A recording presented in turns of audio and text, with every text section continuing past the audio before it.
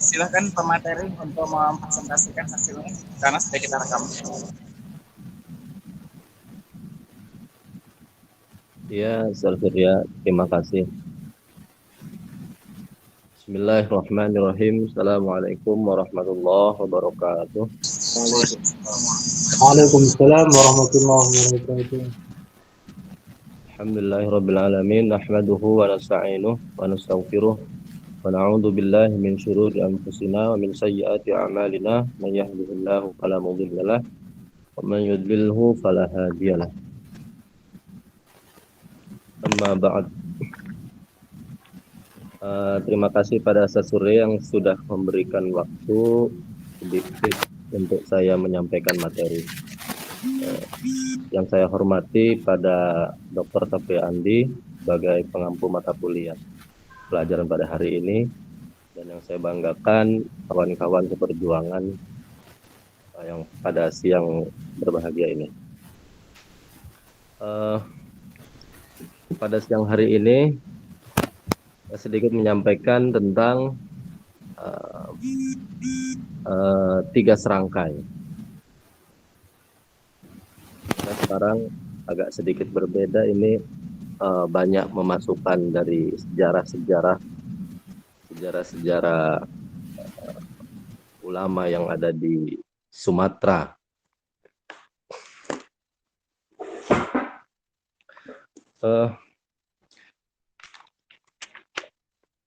Sebelum memasuki pada materi, sekitar sebulan atau sebulan yang lebih yang lalu, saya berkunjung ke tempat yang ada di di Langkat, yaitu Masjid Azizi. Masjid Azizi ini sempat terheran juga kenapa di samping masjid itu ada kuburan. Ya, mungkin yang di orang-orang Langkat Binjai di sana itu tahu kenapa di sana ada kuburan dan sebagainya. Dan saya diskusi dengan salah satu ustadz di Mawaril Salam, kawan Nasr Surya juga, Ustadz Irfan Shah, bercerita tentang bagaimana dulunya ini Sultan Abdul Aziz memimpin di Kesultanan Langkat dan sebagainya. Nah, ini berkaitan dengan materi kita, yaitu ulama yang ada sekitar hidup pada zaman Kesultanan Abdul Aziz ini ialah Syekh Abdul Halim Hasan. Beliau lahir pada tahun 1901 Masehi, dan tepat yang pada merdeka masih booming-boomingnya itu Kesultanan Langkat, yang dulu pada saat itu disebut dengan Negeri Sumatera Timur, sekarang mungkin masuk ke Sumatera Utara.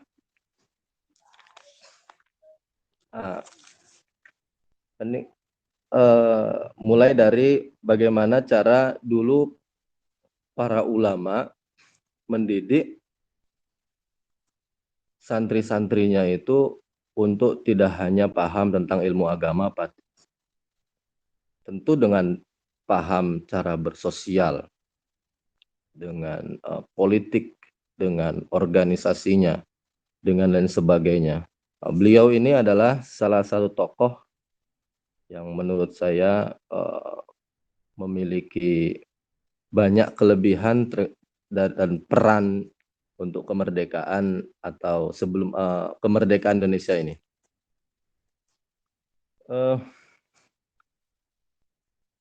Aceh itu dulu tahun 1600-an itu ada namanya Syekh Nuruddin Ar-Raniri, yang sekarang itu dinamakan di Aceh itu Uin Ar-Raniri. Itu ulama kita yang membuat kitab Shiratal Mustaqim kalau salah.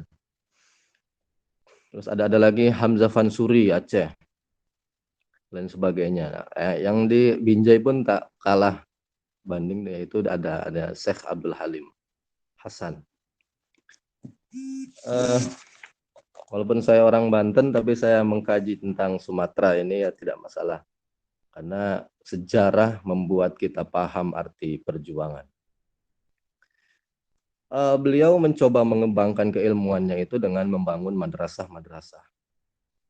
Yang pada saat itu beliau adalah murid Syekh Abdul, maaf ini Syekh Abdul Halim, maaf. Yang pada saat itu beliau adalah murid dari salah satu pimpinan pondok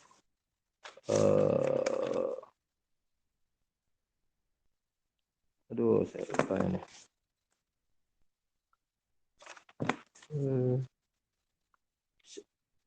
Kiai Haji Abdul Karim. Kiai Haji Abdul Karim dididik dan sebagainya dan guru-guru lainnya, termasuk Syekh Hasan Maksum. Beliau didik dan sebagainya, dan pada tahun selanjutnya ketika gurunya Kiai Haji Abdul Karim ini diangkat jadi mufti pada saat itu di Kesultanan itu, kemudian barulah Syekh Abdul Halim ini diangkat menjadi pimpinan madrasah yang pada saat itu dinamakan dengan madrasah, sama beliau dinamakan dengan Madrasah Al-Arabiyah atau Arabiyah School. Beliau menjadi mudirnya pada saat itu. Dari sinilah banyak beliau juga memiliki murid-murid yang banyak berperan di Indonesia. Ini kan mukadimah dulu untuk menyampaikan kemana ketafsirannya. Banyak murid-murid beliau yang juga dihasilkan oleh pendidikan beliau.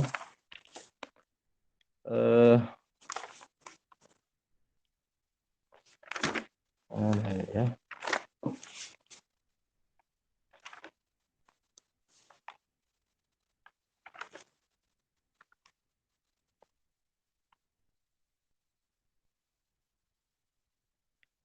Satu di antaranya yang sedikit saya hafal itu, satu di antaranya adalah bukan hanya murid tapi anaknya dari istri kedua, yaitu adalah gubernur bupati yang bernama Daulay Abdurrahman. Allah. Ini efek. Enak lebar banget gitu kayak gini. Daulay siapa namanya coba? Ya Ustaz. Daulay siapa? Iya benar Ustaz. Ini Daulay, Luhut Daulay, kan Ustaz. atau Joko Daulay, atau JPU Daulay. Saya lupa Ustaz, ya Allah. Udah gubernur bupati lah, gimana coba? Gubernur atau bupati? Iya. Lupa saya Ustaz, ya Allah. Udah ada sama istrinya kan?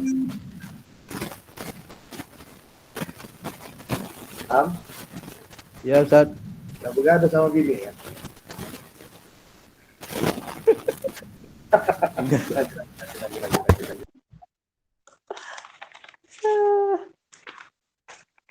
Nanti mau Ustaz kasih tahu juga cara gimana presentasi buat rumah kalian biar nggak kemana-mana. Ya Ustaz. Ini agak main juga nih Ustaz. Amru Daulay Ustaz. Amru Daulay, Bupati Kabupaten Mandailing, Natal. Anak tertua dari istri kedua Syekh Abdul Halim Hasan. Amru Daulay, Bupati yang menjabat dari tahun 2000 sampai 2010. Itu salah satu anak dari beliau.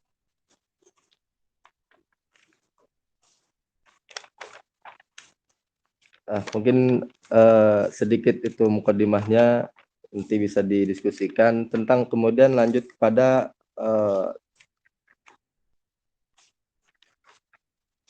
metode tafsir beliau dalam menafsirkan ayat Al-Quran yang dikarang dengan beberapa kawannya.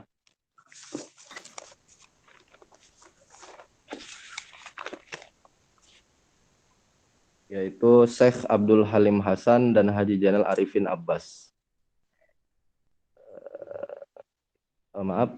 Zainal Arifin Abbas dan Abdurrahman Haitami yang disebut dengan tiga serangkai. Dalam tafsirnya, beliau banyak mengutip dari tafsir Al-Manar, kemudian mengutip dari Jauhar Tantawi, tafsir Jawahir, yang mana beliau dari beberapa penelitian mengatakan bahwa corak tafsir beliau ini lebih ke ijtimai atau lebih ke sosial. Dan juga ada yang mengatakan coraknya fikih juga, kemudian ada yang mengatakan coraknya ilmi karena beberapa penafsiran yang mengutip sains dari tafsir Jauhar Tantawi. Kemudian dari segi sumbernya, dalam tafsirnya beliau maksur dan juga ro'yi. Tidak terlepas dari kaedah-kaedah metodologi maksur, yang ayat Al-Quran dengan Al-Quran, Al-Quran dengan hadis, sahabat, tabi'in, dan sebagainya. Dan juga beliau mengapa mengatakan tafsir ro'yi, karena beliau pun mengutip dari para mufasir yang muktabar, kemudian beliau istimbatkan, klasifikasikan, dan sebagai untuk dijadikan tafsiran beliau. Kemudian adapun dari kelebihan tafsir tiga serangkai ini adalah mengatakan ada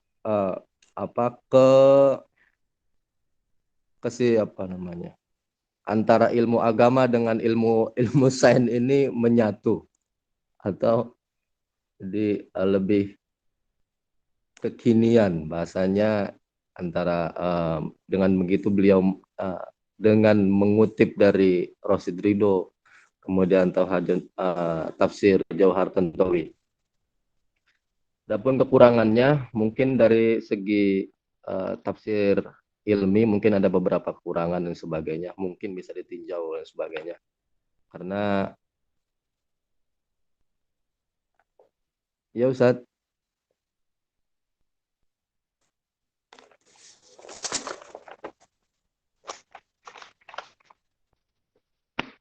mungkin ini yang bisa saya sampaikan, kurang dan lebihnya mohon maaf. Yang ingin bertanya silahkan, kita diskusikan bersama bareng-bareng tentang sejarah Syekh Abdul Halim ini dan tentang tafsirnya ini. Syukron. Assalamualaikum warahmatullahi wabarakatuh. Waalaikumsalam warahmatullahi wabarakatuh.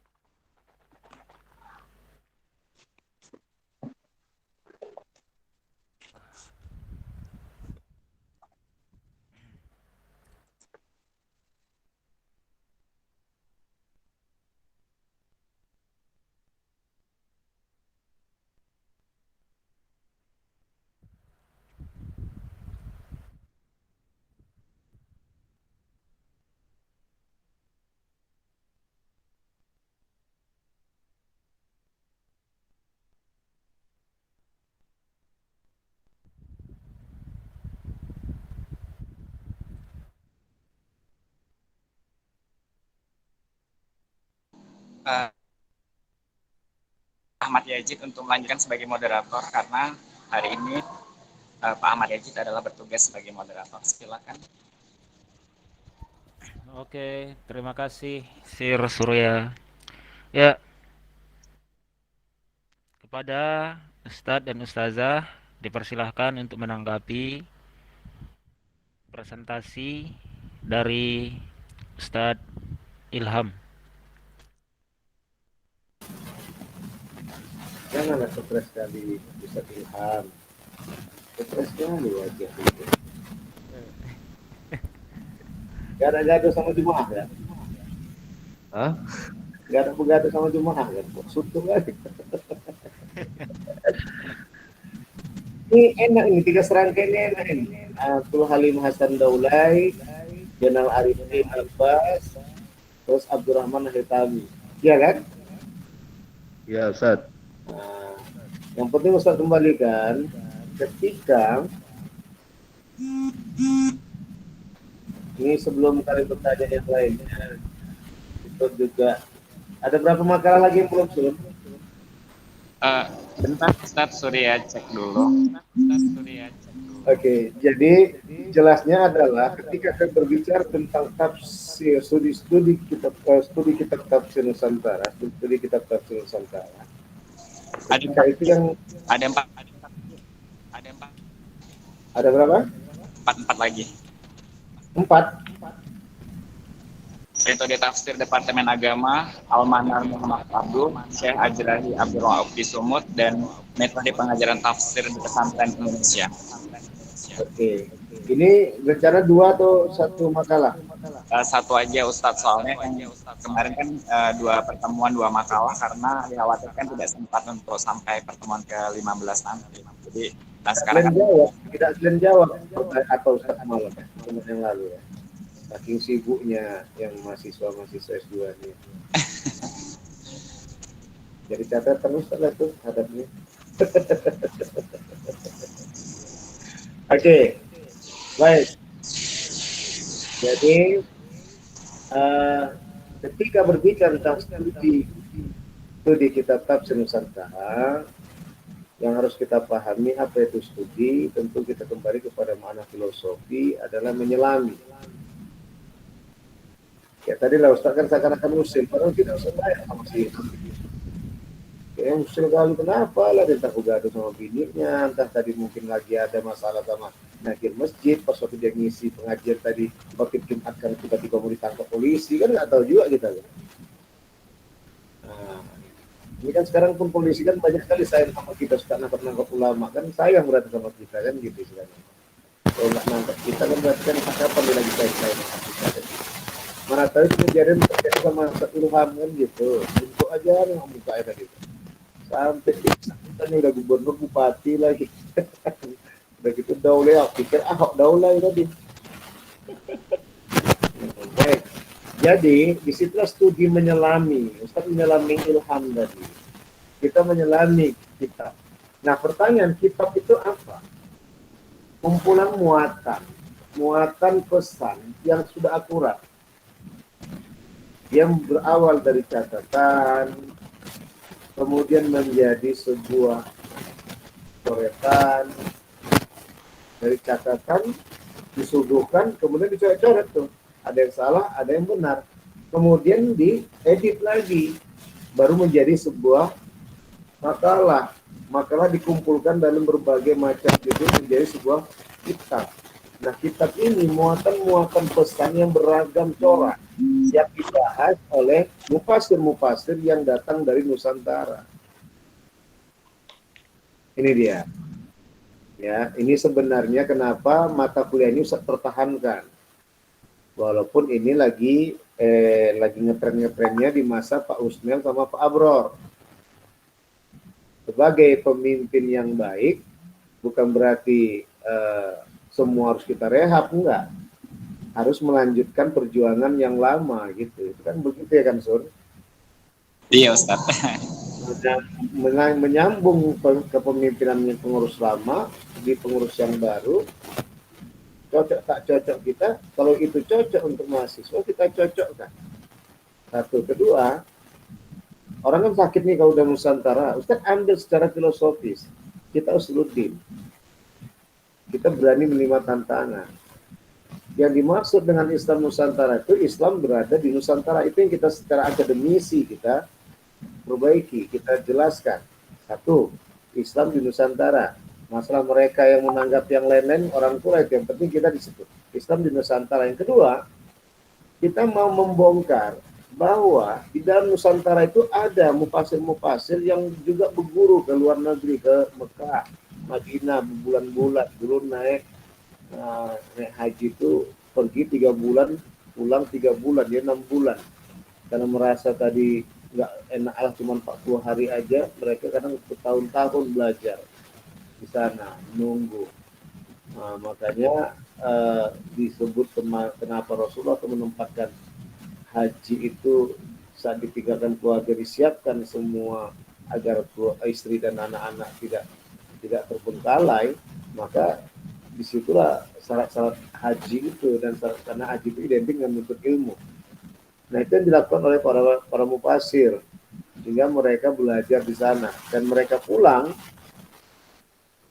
semua dari kalangan fuqaha, kalangan mufassirah, kalangan mutakalimah, kalangan mutasawwif, itu semua belajar di Arab dulu, di Mekah, pulang ke Nusantara dari sistem ateis yang ada dulu banyak di sana, ya kan, karena kebudayaan yang berkembang, maka hadirlah dengan Hindu, kemudian hadir dengan Buddha, dan kita datang di masa-masa kentangnya Hindu dan Buddha itu pada tahun 624 Masehi. Karena 624 Masehi itu datang, dan akhirnya alhamdulillah banyak mereka belajar, dan banyak mereka ketika Islam berkembang. Nah, di tahun-tahun 650, 650, banyak yang melaksanakan haji, dan juga waktu itu sudah berjumpa dengan sahabat, gitu loh. Nah, di samping banyak ini kisah. Nah, sekarang kembali kepada mufasir, maka kitab-kitab mufasir, kitab-kitab tafsir Nusantara.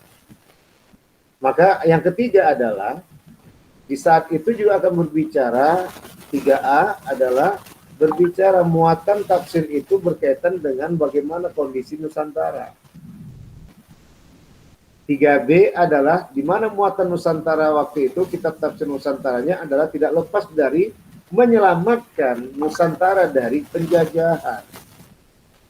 Makanya 3 serangkai buat ilham, masukan dari Ustadz adalah itu sebenarnya udah lengkap. Makanya Ustadz tadi kaget, ilhami kenapa? Ustadz belum baca aja, nengok catatan kakinya apa semuanya udah terjatuh cinta dengan makalah.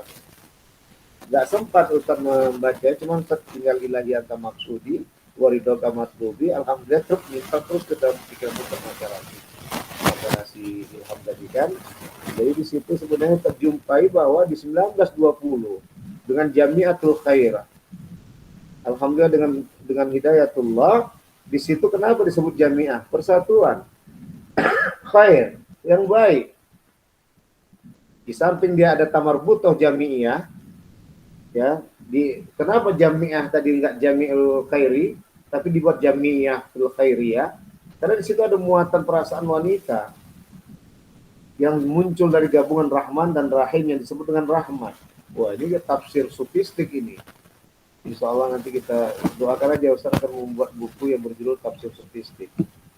Ya, nggak tahu. Cuma Ustaz lagi istikharah, bisa nggak nanti ujung-ujungnya entah tahun depan 2 tahun akan datang IAT S2 ada nggak nanti muatan tasawuf nanti masuk situ kurikulumnya. Cuman Ustaz nggak mau memanfaatkan posisi Ustaz sebagai kaprodi. Ustaz nggak mau nanti jadi ditanya-tanya oleh malaikat nanti di akhirat. Ini bahaya. Ustaz nggak memanfaatkan suasana jabatan Ustaz. Cuma nanti Ustaz mencoba tengok. Karena yang jelas di dalam visi dan misi Ustaz, basic utama kita adalah akhlakul karimah. Di mana tumpuannya ketika Siti Aisyah menyatakan bahwa Nabi Muhammad adalah Quran berjalan. Betul? Pernah dengar? Pernah dengar hadis itu? Betul ya? Ham? Pernah dengar hadis itu? Iya, pernah. Ya, kan aku Quran. Iya, bahwa Nabi Muhammad kata Siti Aisyah Quran yang berjalan. Apa maksudnya? Si perilakunya yang berakhlak. Saat berbicara dengan itu, berapa banyak keilmuan yang kita pelajari, tapi tak tertanam dalam hati dan pikiran kita. Makanya kejadian semalam adalah kejadian ketauhidan yang dalam, hingga akhirnya kita lupa bahwa ada pengadilan di akhirat. Tapi yang jelas, Ustadz coba berbaik sangka bahwa di sisi lain beliau diuji oleh Allah, tapi di sisi lain kita diazab oleh Allah. Karena selama ini kita lupa dengan bertauhid. Maka datang tafsir inilah untuk menyelami kita bagaimana pemahaman tauhid, bagaimana pemahaman fikih, bagaimana pemahaman tasawuf, bagaimana pemahaman keimanan, bagaimana pemahaman keislaman, bagaimana pemahaman keihsanan. Inilah kenapa Ustaz masukkan dalam prodi kita basically-nya adalah akhlakul karimah. Nanti insya Allah mudah-mudahan sekalian nanti ada adik-adik yang baru datang, nanti Ustaz kumpulkan, kita akan webinarkan nanti bersama dengan UIN Arangiri, Pasca Sarjana Ilmu Al-Quran Tafsir. Nanti insya Allah pun kita nanti akan adakan juga wisata ke sana, apakah nanti bagaimana nanti kita ceritanya, belakangan nanti kita akan terakhir ke Sabang, nanti kita tanya aja ya. Nanti yang jelas kita akan mengadakan studi studi gabung lah sama mahasiswa-mahasiswi Ilmu Al-Quran Tafsir Pasca Sarjana S2 Pasca Sarjana di Arangiri. Baik, jadi ini yang masuk Ustadz tadi 3A, kemudian 3B. 3B itu tadi kita bahwasanya Jamiatul Khairiyah, di sinilah Abdul Halim Hasan Daulay menyelamatkan Islam di mana ketika itu terjadi pemfitnahan, karena waktu itu masa-masa itu fitnah komunis luar biasa. Nggak beda dengan sekarang loh. Makanya Ustaz tadi tertarik sekali, hilang ngantuk Ustaz, hilang sakit Ustaz, alhamdulillah nengok makalah ilham. Terus terang Ustaz nengok yang jelas, cuman ilham ini pasti entah ada masalah apa ini, mudah-mudahan sehat walafiat lah lahir batin.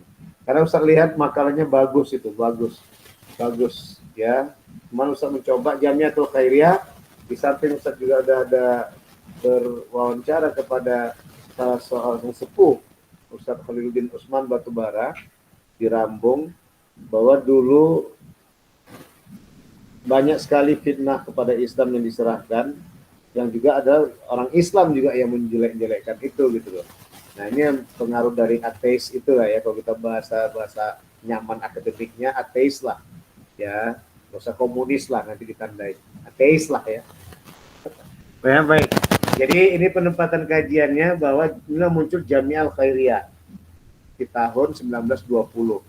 Di tahun 1927 lagi-lagi saya mengutip dari buku makalahnya Ilham, di situ muncul Madrasah Al-Arabiyah. Kenapa? Karena satu-satunya muatan keilmuan yang bisa dimiliki adalah melalui turas. Melalui turas. Serendah-rendahnya, bukan serendah-rendahnya. Setinggi-tingginya yang mudah digapai adalah Al-Quran. Jadi dengan Al-Quran tadi yang dibaca oleh orang yang ngerti bahasa Arab, akan mudah untuk menanyakan, Buya, ini gimana maksudnya dari terjemahan Al-Quran ini? Maka hiduplah suasana Madrasah Al-Arabiyah. Maka ujung-ujungnya nanti akhirnya menjadi Al-Islahiyah. Waktu itu berada di Masjid Raya. Berada di Masjid Raya. Jadi intinya berada di tanah wakaf lah semua. Nggak ada kepemilikan waktu itu. Islahiyah itu memang punya wakaf, punya masyarakat umum, bukan punya seseorang. Ya. Dan penempatan nama Abdul Halim Hasan Daulay pun, Abdul Halim Hasan itu karena mengambil tokoh, karena tahun 2006 diinstruksikan oleh Pak SBY agar setiap sekolah tinggi, terutama yang sekolah tinggi Islam, mencantumkan nama tokoh-tokoh Islam. Maka diambillah yang di Binjai waktu itu Syekh Abdul Halim Hasan, karena orang Limo Sundi. Artinya itulah perjuangan beliau. Baik. Jadi ini sebenarnya yang Ustadz kembalikan nanti buat makalah berikutnya, buat Ilham untuk perbaikannya ya Ham. Ini cantik sekali Ham, karena semua pemakalah di tahun penulis itu lihat kondisi sosialnya gimana, lihat kondisi politiknya gimana, lihat kondisi iqtisadiyah atau perdagangan ekonominya gimana. Maka di saat itulah Islam hadir. Islam hadir pertama dengan tidak menjadikan dunia itu sebagai Tuhan, tapi dunia itu sebagai alat untuk mengelola, untuk dikelola agar kita makin dekat pada Allah. Tanda syukur kita akan segala pemberiannya.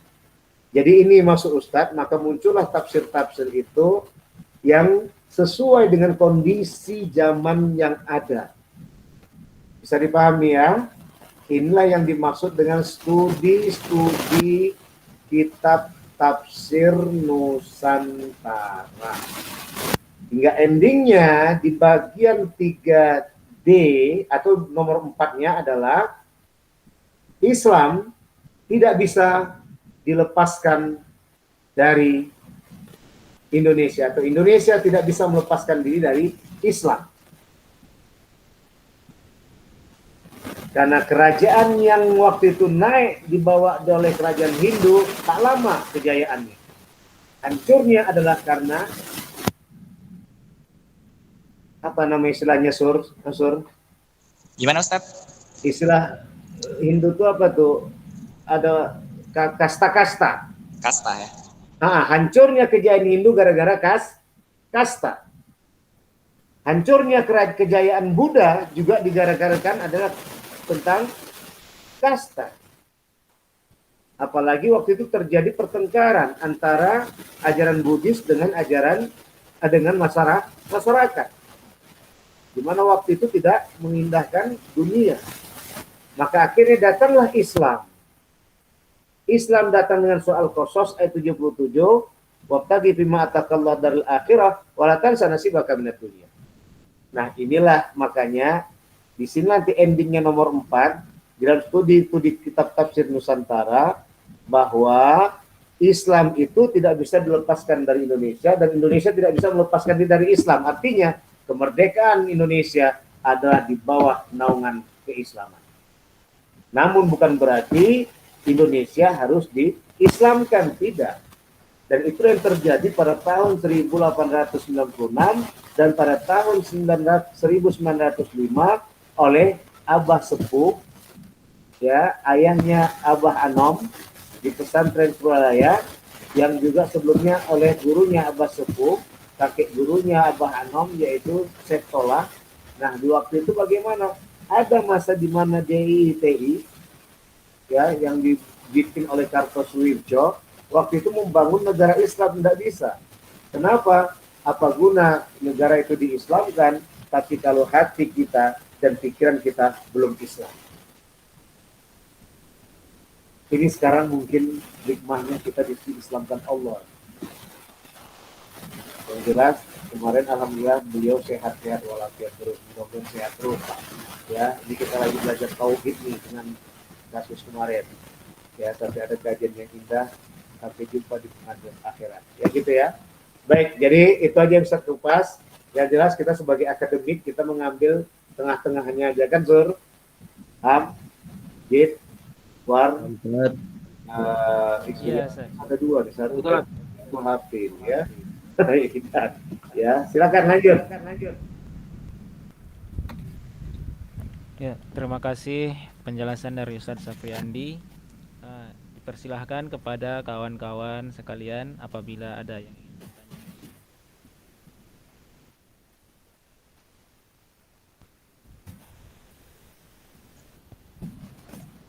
Izin Surya mau bertanya sebagai pemanasan.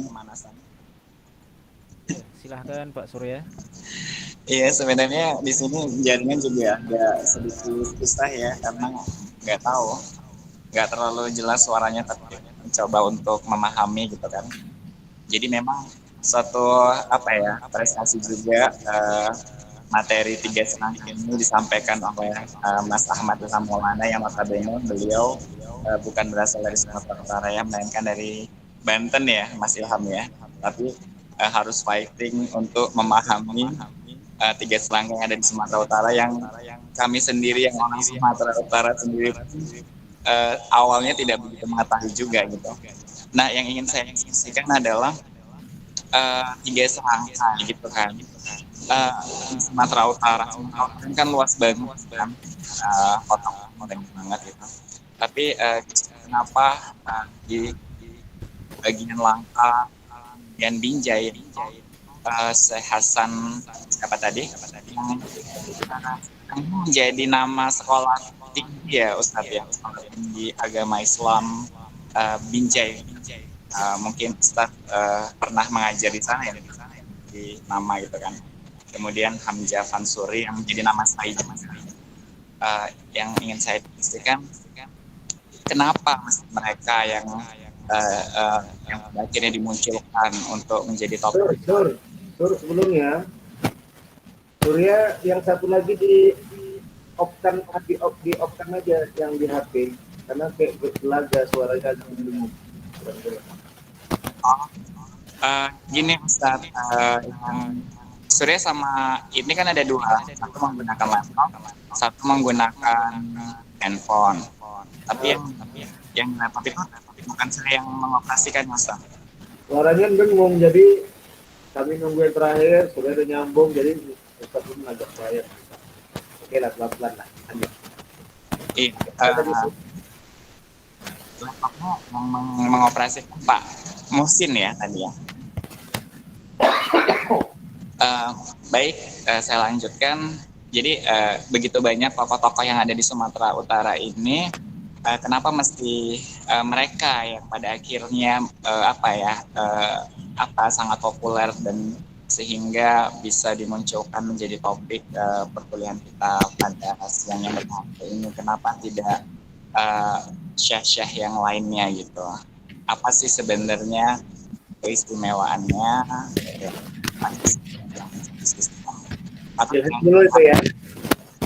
Atau tidak? Tadi saya juga udah baca gitu kan. Tadi saya juga udah baca.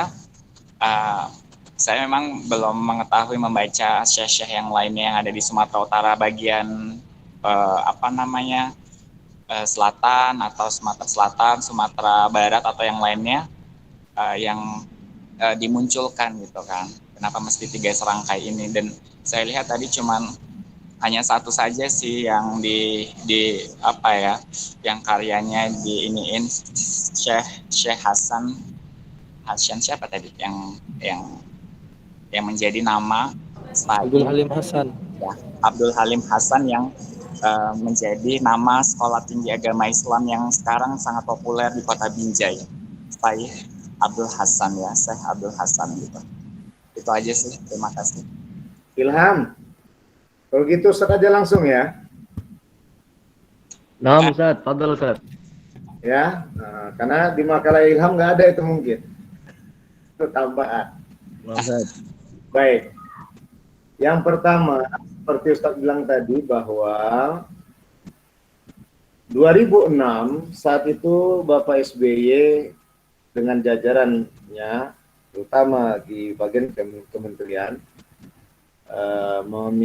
menginstruksikan agar setiap sekolah tinggi, terutama sekolah tinggi agama Islam, memberikan nama tokohnya, sehingga terjadi pemahaman bahwa mereka juga sebagai tokoh nasionalis.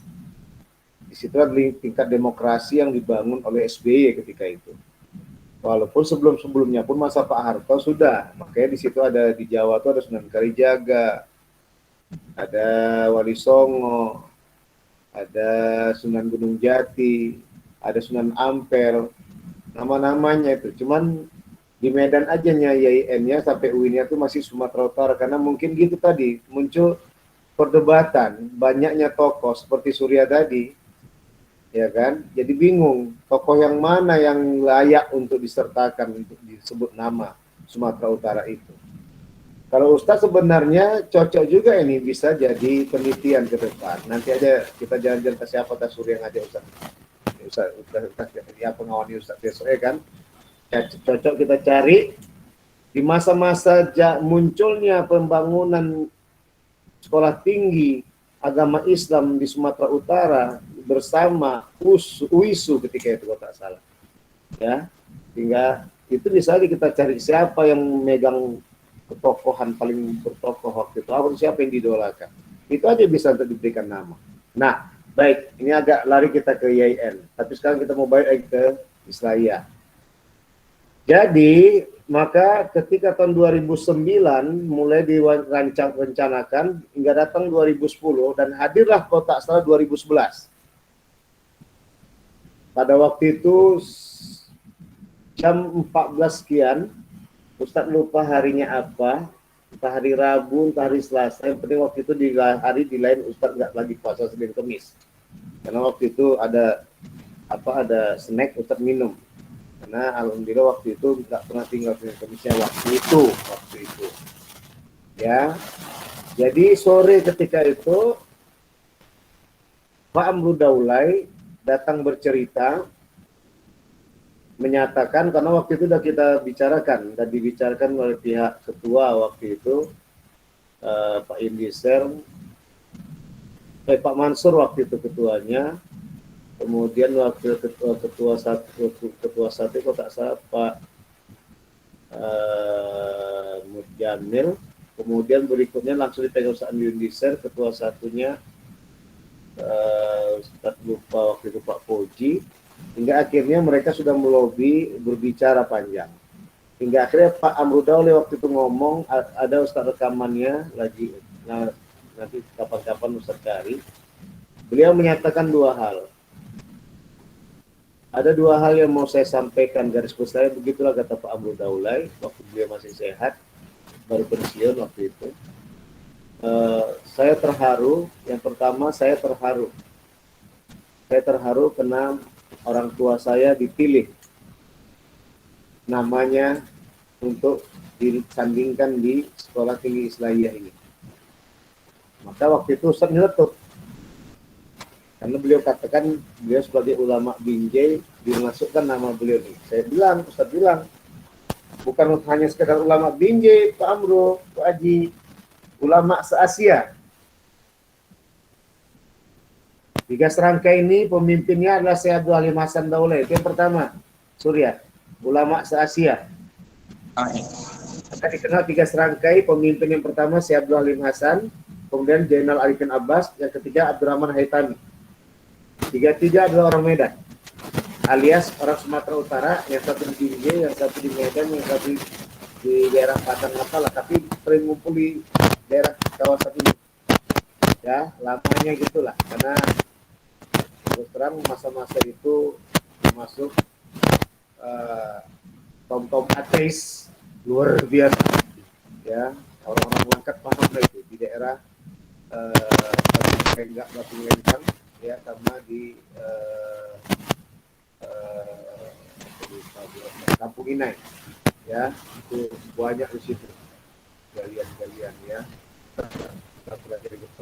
Baik, jadi akhirnya pertama saya terharu karena ayah saya dipakai namanya. Ustaz bilang bukan ulama Binjai aja Pak Haji, tapi ulama se-Asia.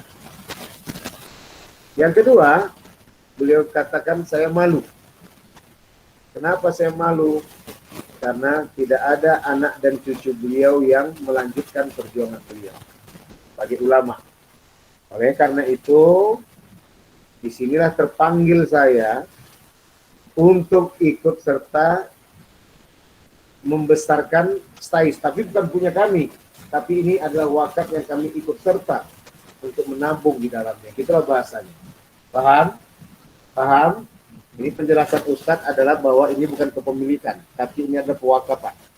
Nah, kenapa tadi kata Surya kok bukan kampus STAIS Zainal Arifin Abbas atau kampus STAIS Abdurrahman Haitami, tapi kenapa kok jadi kampus STAIS Abdul Halim Hasan, ya, atau kok nggak dipakai kampus STAIS Abdul Halim Hasan, Zainal Arifin Abbas dan Abdurrahman Haitami, atau disebut kampus 3 serangkai.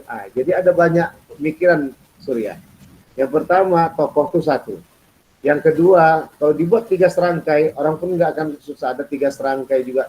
Waktu itu pun lagi heboh-hebohnya orang yang rias pengantin, ada kelompok rias pengantin 3 serangkai. Nah, jadi nanti pikir orang 3 rias pengantin 3 serangkai. Maka diambil dari satu tokoh saja. Yang kedua adalah karena disitulah tadi alhamdulillah disandingkanlah ini dengan seorang sosok yang cinta dengan keislaman dan asli juga dari Limo Sunde, maka disertakan akan ikut turut untuk banyak memperhatikan STAIS waktu itu, Pak Amru Daulay. Tapi Pak Amru Daulay lagi-lagi mengatakan bahwa ini bukan jadi pemilik kami, kepemilikan kami, tapi ini adalah menjadi tempat kami menabung akhirat, gitu lah istilahnya. Karena kami merasa tidak ada ulama dari anak dan cucunya. Jadi gitu Surya. Kenapa tidak Jenderal Arifin Abbas? Karena kita terlepas dari keturunannya. Iya Ustadz,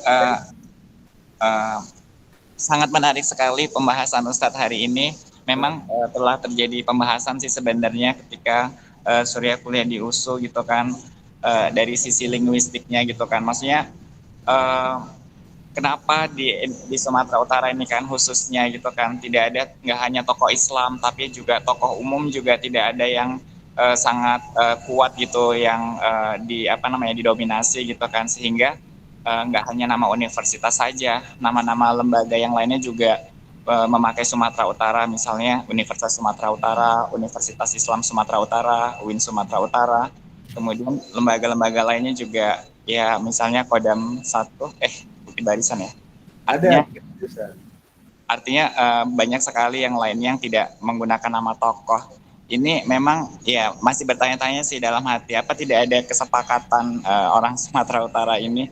Kalau di Jawa seperti yang Ustadz sampaikan kan memang udah yakin gitu kan, UIN Sunan Gunung Jati, UIN Syarif Hidayatullah, UIN Araniri gitu kan. Jadi kenapa di Sumatera Utara ini mungkin karena multi culture atau apa gitu ya Ustadz ya, sehingga kandidat dokter ya kan. Artinya itulah hanya karena kita multi culture tadi.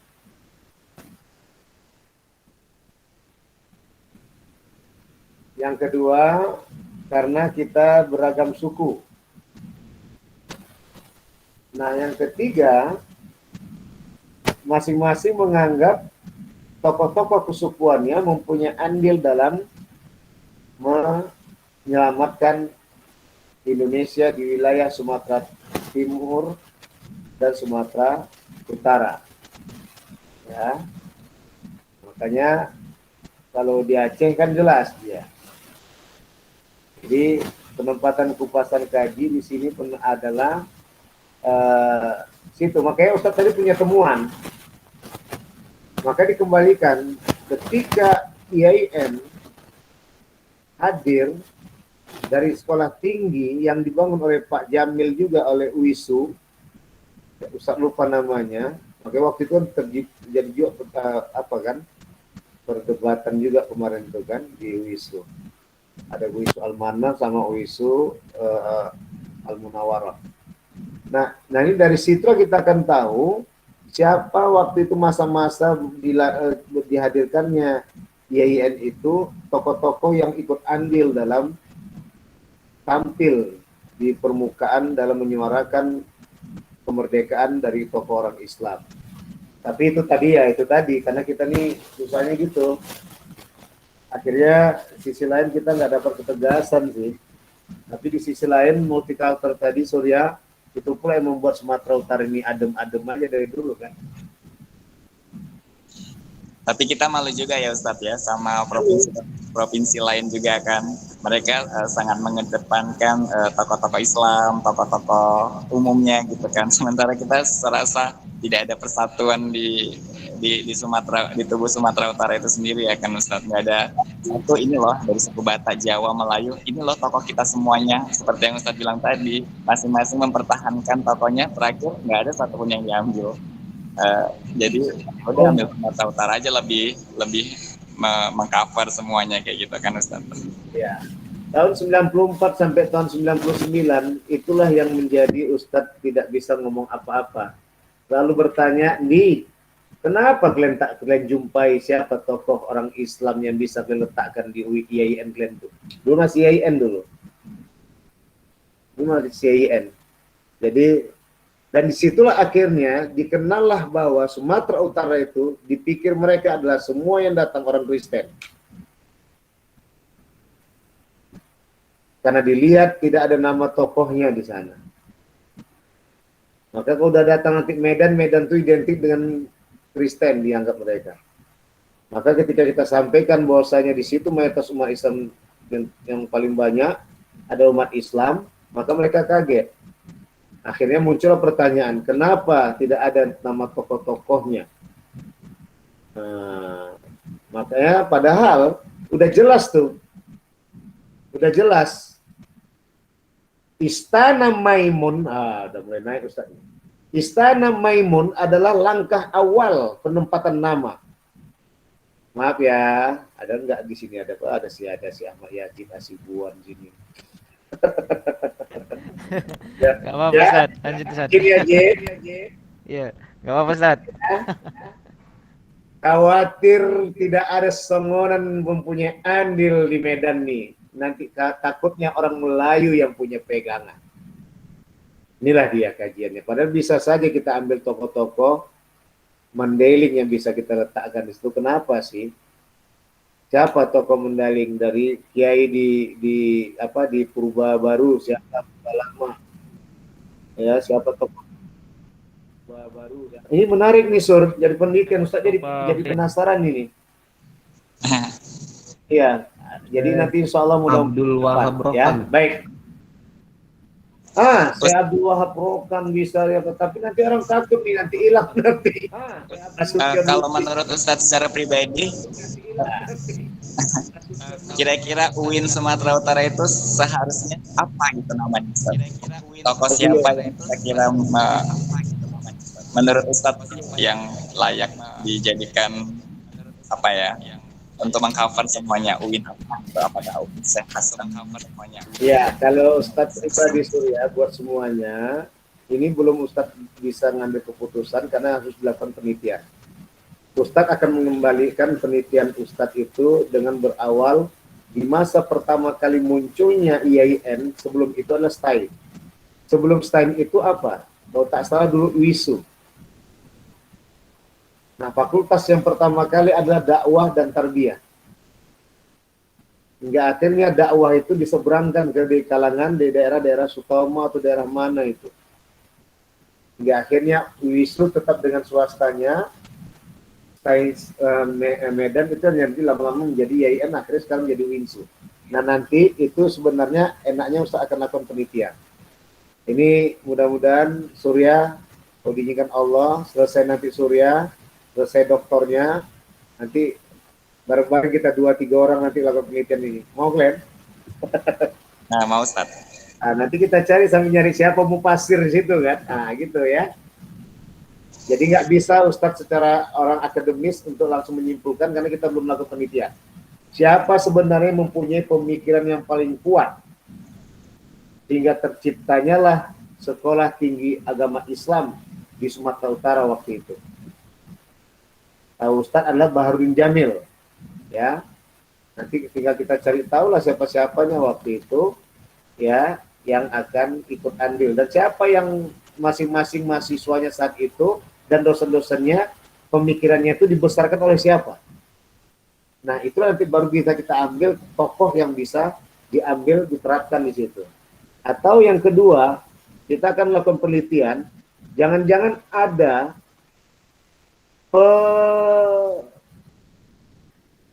penerap keislaman pertama kali di Sumatera Timur, Sumatera Utara ini. Itu tadi seperti Hamzah Pansuri misalnya, atau Sumatera Samsudin Sumatera ini misalnya, bisa saja. Ya, nah, itu nanti kita kembalikan. Baik Surya, itu nanti jadi PR kita. Baik lagi kepada Ilham. Banyak syukran jazilan Ustaz. Ham, lanjut Ham.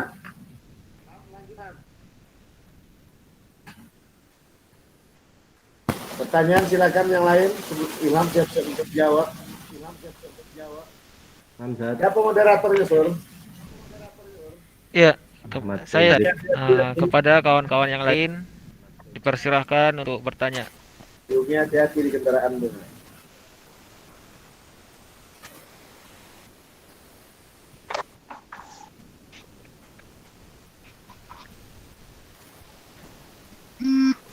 Ham, coba. Mau nambahin sedikit boleh Ustaz? Silakan kita. Sekedar penambahan sedikit aja. Ya. Bahwa ini kan 3 serangkai ada Zainal Arifin Abbas salah satunya ya. Ya izin ya Ustaz sama Bang Ilham ya. Ini tambahan sedikit aja, itu yang baru nelitinya Dr. Rizky Pristiandi. Mungkin kawan Ustadz atau adik Ustadz ya Ustadz ya? Siapa? Bang Rizky Ustadz, Dr. Rizky Pristiandi. Iya, gimana? Nah, beliau itu yang baru meneliti tentang Zainal Arifin Abbas. Dia juga udah nulis bukunya tentang itu. Judulnya politik mujtahid politik Islam sang mujtahid gitulah pokoknya, tentang Muallim Zainal Arifin Abbas. Iya, iya. Kalau mau lebih tahu bisa dibaca buku beliau. Kemudian Zainal Arifin ini dekat kali sama Hamka. Waktu itu ini dari cerita anaknya Hamka waktu di Masjid Al Jihad, ada ditulis di situ di tahun 2017. Waktu Hamka dituduh bersekongkol dengan Jepang waktu itu, orang tuh lari malamnya itu sama Zainal Arifin Abbas. Hamka itu Zainal Arifin Abbas lah yang mengamankan dia untuk pulang ke tanah Minang lah, karena waktu itu dituduh bersekongkol dengan Jepang. Itu aja Ustaz. Sedikit Ya. aja. Baik, bagus. Terima kasih. Yang kayak gini-gini kita penting karena bisa jadi masing-masing mempunyai referensi yang bisa jadi sumbangsi dan berkontribusi buat Ahmad Ilham Maulana. Baik, moderatornya siapa, Sur? Ya, Ustadz. Ahmad. Ahmad Yazid Hasibuan. Nah, Jid, coba nanti kembalikan ke Ahmad Ilham masalah tentang metodologi tafsiriyahnya dikaitkan dengan Al-Manar. Silakan, Jid. Oh iya Ustadz.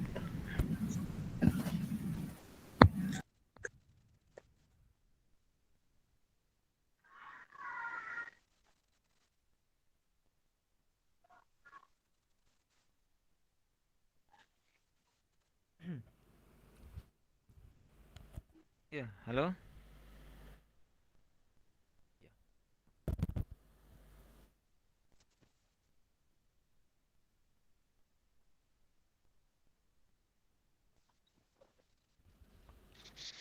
Ya, tentang kaitannya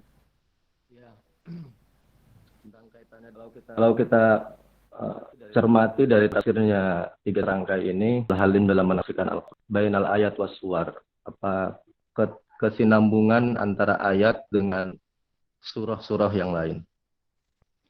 Di sini saya mendapatkan sedikit, yaitu bagaimana beliau mengutip kesinambungan surat dari mana ini?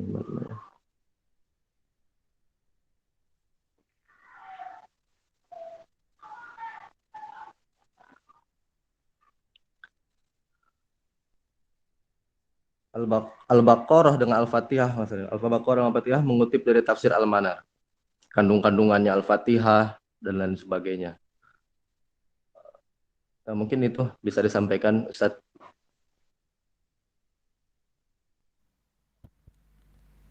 Ya, terima kasih Pak Ilham Maulana. Ya, selanjutnya dipersilahkan lagi kepada kawan-kawan yang masih ingin bertanya.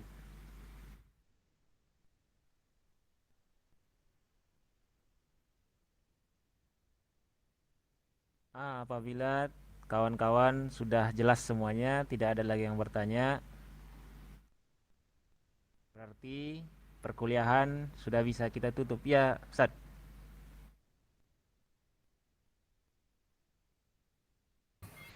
Belum, men. Tutup aja sih ajaknya. Enggak, enggak, Ustaz. Ya Allah. Baik, Ilham, Ustaz lihat kamu memang nggak aktif hari ini ya. Nah, ini gimana ya? Makanya sebenarnya menarik sekali nih, Ham. Ini masalahmu ini menarik sekali nih, karena Ustadz ada 3 jilid Ustadz baca itu masih model yang lama ya, masih model ada 4 jilid punya Ustadz tuh. Ini diantaranya ini Ustadz dapat dari sepupu Ustadz di ini Ustadz fotokopi. Ustadz nggak tahu dulu kalau ada istilah dinomensen itu buat jadi cantik. Ustaz nggak tahu, jadi saya fotokopi aja kayak gini. Ini masih bacaan ini tulisannya masih tulisan model lama. Ada 3 jilid yang Ustaz baca kurang lebih waktu menyiapkan disertasi. Saat itu bahwa beliau ini Abdul Halim Hasan Daulay, Zainal Arifin Abbas, dan Abdurrahman Haitami memiliki jiwa yang sama dengan Syekh Muhammad Abduh dan Syekh Muhammad Rashid Ridho. Jadi 3 serangkai ini memiliki jiwa yang sama dengan Syekh Muhammad Abduh dan Syekh Muhammad Rashid Ridho. Dan suasana psikologi sosial mereka sama dengan yang dirasakan oleh Syekh Muhammad Abduh dan Syekh Muhammad Rashid Ridho. Kalau saya katakan mereka adalah tokoh pembaharu di Sumatera Utara. Inilah dia 3 serangkai. Maka pembaruan-pembaruan yang dimunculkan luar biasa. Luar biasa. Ya. Ini dia. Jangan-jangan hampir itu senada ketika itu. Karena hampir-hampir tahun 1927 kan. Hampir-hampir sama berdirinya dengan IAIN kalau kita lihat. IAIN pun kalau tak salah tahun 1920-an gitu juga, tahun 1940 ya, di situ mulai muncul-munculnya waktu itu. Tapi karena mungkin ini tersembunyi di Binjai sana dan dia cuma tempatnya di masjid tanah wakaf yang diberikan oleh Sultan waktu itu, Masjid Raya, makanya saya katakan tidak ada yang dikatakan bahwa STAIS itu adalah milik seseorang. Itu wakaf, asli wakaf. Salah kalau dikatakan itu adalah milik seseorang. Karena STAIS pun berada dari dulu ada di Masjid Raya. Karena Masjid Raya itu adalah pemberian dari Sultan. Ya, baik. Nah, kalau saya bahas itu urusan orang STAIS. Baik. Ya, jadi dalam hal ini penempatan kajiannya adalah Syekh Muhammad Rashid Ridho bersama gurunya yaitu Syekh Muhammad Abduh, ya, begitu hebat-hebatnya menghadapi Inggris ketika itu. Di mana orang-orang terutama perempuan tidak bolehkan untuk belajar. Maka didiskreditkanlah orang Islam, dibuat semakin goblok dan dibuat semakin bodoh dan dibuat semakin berebut-rebut tahta, berebut-rebut jabatan dan harta. Jadi masjid itu nggak ada arti apa-apa, hanya sekedar untuk seperti panggilan 5 waktu. Ketika panggilan datang azan, sadar keluar dari masjid kayak kuda lepas dari kandang lagi. Ini yang membuat Syekh Muhammad Abduh dengan muridnya Syekh Muhammad Rashid Ridho ya membuat gaduh suasana, dan itu juga yang dirasakan oleh Syekh Abdul Halim Hasan dan Syekh Zainal Arifin Abbas dan Syekh Abdurrahman Haitami. Makanya di dalam disertasi Dr. Rizky juga yang dibahas oleh Irsyad tadi benar. Di sana ada berontak, tapi secara akademis, ya, karena orang-orang yang betul-betul memiliki metode. Jadi metode yang mereka gunakan adalah seperti tadi kata Ilham, ya, menggunakan satu surat dengan surat yang lain, satu ayat dengan ayat yang lain. Atau pada dasarnya mereka juga semua sama dengan Muhammad Abduh, tidak luput dari metode tafsir Ibnu Katsir. Ya, nah jadi ini yang ditempatkan.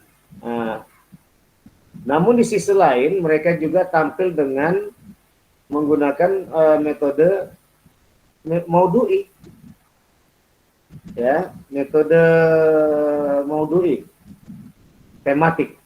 Jadi yang jelas background yang mereka gunakan adalah metode tafsir tahlili, ya, yang bercorak adabi wa istima'i.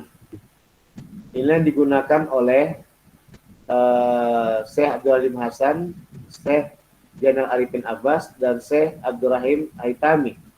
Apa yang digunakan oleh Syekh Muhammad Abduh dan Syekh Muhammad Rashid Ridho, dan apa yang digunakan oleh Syekh Tantawi Jauhari, ya, Al-Jawahir, tafsir Jawahir, itu sama. Karena kondisi psikologi sosial mereka sama. Kondisi mereka sama-sama menghadapi penjajahan. Ya, penjajahan yang paling mereka sakiti adalah ketika saudara-saudara mereka mengedepankan harta dan tahta daripada persatuan. Itu makanya di situ ada biya wal istimai, ya, yang digunakan oleh Muhammad Abduh dan Muhammad Rashid Ridho, dan itu juga yang digunakan oleh Syekh Abdul Halim Hasan bersama Jainal Arifin Abbas dan Abdurrahman Aitami, membangun mereka bersama dengan Jamiatul Khairiyah. Semua nanti guru-guru dosen terbangnya itu dari Padang, Irsad. Itu yang dikupas dalam disertasinya Dr. Rizky. Kemudian juga Abdurrahman Haitami yang dari Mendeng Natal mungkin dikembalikan, ya, karena mereka juga aslinya pada dasarnya adalah dekat-dekatan. Ini kan perantauan semua ini, orang-orang Sidempuan yang dekat-dekat dengan Padang semua ini, ya. Awak juga yang ketimpan, alhamdulillahnya kan datang oleh tiga tokoh ulama yang luar biasa, datang ke Limosunde kan, datang ke Binjai Langkat. Kota Binjai itu kan dulu adalah ibu kotanya Langkat, itu istilahnya. Bukan ibu kota, apa namanya? Kota Langkat itu ya Binjai kan. Iya, Kabupaten Langkat itu daerah Binjai. Kotanya Binjai. Tapi akhirnya jadi berpisah menjadi Kota Binjai, nggak jadi kabupaten lagi kan gitu. Baik, jadi ini yang Ustaz kembalikan. Sebenarnya nanti kalau Ilham mau memperbaikinya, melihat metodologinya, tidak lepas dari dua metodologi yang dibangun oleh Al-Manar dan Tafsir Jawahir. Dan nada-nada yang dikembalikan tegak, nada tegas semua tuh. Nada tegas semua itu. Ya, namun Abdul Halim selalu dengan lebih lembut lagi menggunakan bahasa ini. Hingga waktu itu kondisi Muhammadiyah dan NU dapat disatukan. Karena Jainal Arifin Abbas, kalau tak salah Ustaz, Muhammadiyah. Nah, yang mana Muhammadiyah nih Ustaz? Belum begitu mengapa dari. Yang penting tiga serangkai ini gabungan NU, Muhammadiyah sama Wasatiyah. Karena di saat itu ini semua habis difitnah dan hampir berantem gara-gara ateis tadi, kalau bahasa ilmiahnya ateis. Kalau bahasa orang kampungnya komunis lah, gitu ya. Di bahasa ilmiahnya ateis ya. Jadi orang ateis tadi lah membuat pecah Islam tuh, hingga akhirnya macam-macam lah.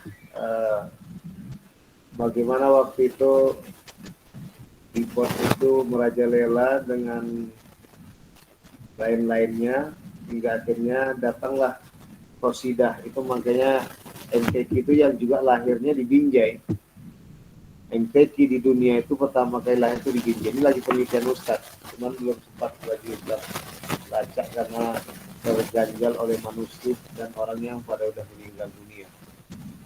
Yang jelas itu dari kajiannya termasuklah Syekh Abdul Halim Hasan dan Syekh Jainal Arifin Abbas dan Syekh Abdul Halim Al-Thani. Ini juga lah yang pertama kali menghadirkan MTQ di dunia di Tanah Lapang waktu itu pada tahun 1930-an. Ketika itu tak salah.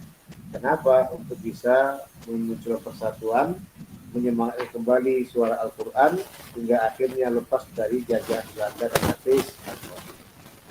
Gitu. Ilham, nanti dikembangkan ya. Halo. Ustaz. Ustaz, Ya. Ustaz, gimana bisa kita temukan tafsir tiga serangkai ini di Sumatera Utara ini, Ustaz? Itu udah dibahas oleh Pak Jamil itu. Dr. Jamil, Ketua Sentek dulu. Dekan Sentek dulu itu. Atau Pak apa? La ilaha illallah, dekan FKM dulu masa Pak Sedur, siapa itu?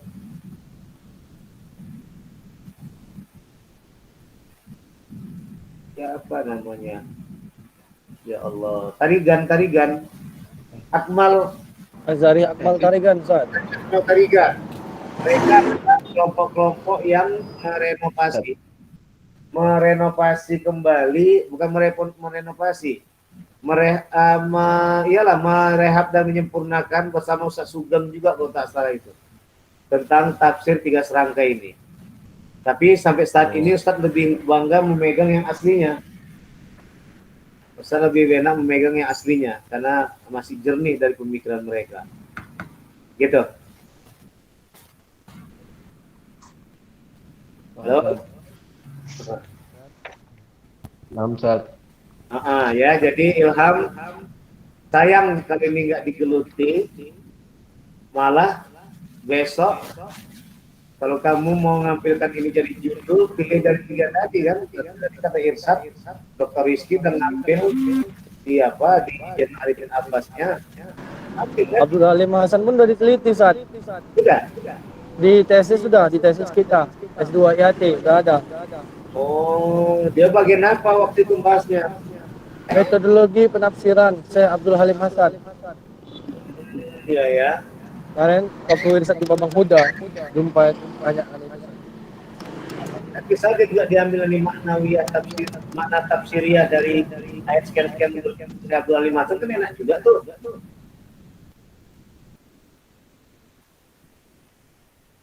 Halo? Bisa juga memang Ustaz. Bisa, nanti kita diskusikan lagi lah ya. Baik. Siap, siap. Ada lagi kalau nggak ada kita selesai karena ini kata Irsad tadi, kalau nggak ada kita tutup. Sur. Iya, Ahmad Yajid, Pak. Majid. Ya. Sekali lagi ditanyakan kepada kawan-kawan, masih Yang adakah tesis Ilham pertanyaan tuh yang mengganjal di kepala? waktu itu tesis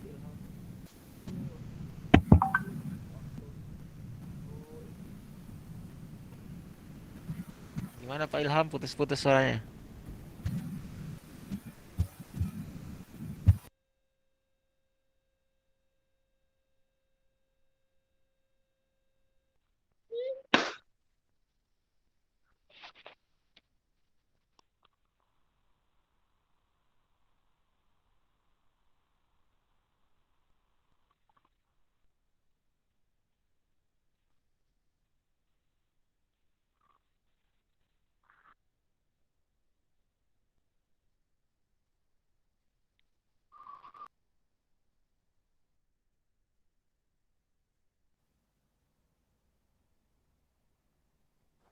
Ya, jika memang tidak ada lagi pertanyaan dari kawan-kawan, kita persilahkan kepada Bapak Ahmad Ilham Maulana untuk membacakan closing statement-nya dari makalahnya atau kesimpulan. ya. Ya. Di sini gangguan sinyal juga. Dari yang saya sampaikan tentang materi tadi Syekh Abdul Halim Hasan, kita bisa berkaca pada ulama-ulama terdahulu bahwa ulama juga adalah pahlawan nasional, bahwa ulama bukan hanya bukan hanya dipandang sebagai yang bisa ngaji saja atau lain sebagainya saja, karena ulama juga ilmuwan, karena ulama juga saintis seperti Tafsir Johar Tantawi, dan ulama juga adalah pembaharuan apa yang disebut dengan mujaddid, dan ulama juga adalah pahlawan nasional seperti Syekh Abdul Halim Hasan. Mungkin cukup sekian yang bisa saya sampaikan, kurang lebihnya mohon maaf. Assalamualaikum warahmatullahi wabarakatuh. Waalaikumsalam warahmatullahi wabarakatuh. Jadi udah selesai nih. Hah? Udah, Ustaz. Sudah, Ustaz.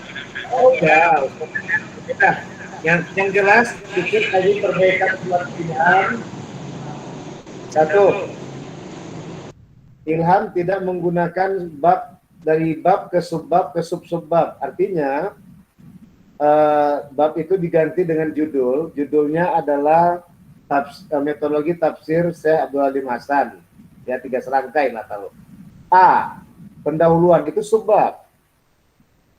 Ya, itu pendahuluan subbab. Jadi A itu titik pendahuluan, jangan pendahuluan langsung. Aduh, nanti gimana ya? Ustaz belum sempat juga. Nanti terakhir sore izin Ustaz Isur. Nanti biar Ustadz gambarkan, Ustadz fotokan, Ustadz kirimkan nanti melalui daring kita ini biar bisa diperbaiki makalahnya. Gitu ya. Nah, jadi lagi Ilham ya dibaca betul. Mudah-mudahan itu memang tulisan Ilham, harapan Ustadz. Kalau tidak pun dipelajarilah. Karena ilmu itu sayang kalau nggak kita pelajari. Baik, sampai jumpa Jumat depan. 2 makalah ya, Sur? Tetap satu aja Ustadz. Kita kan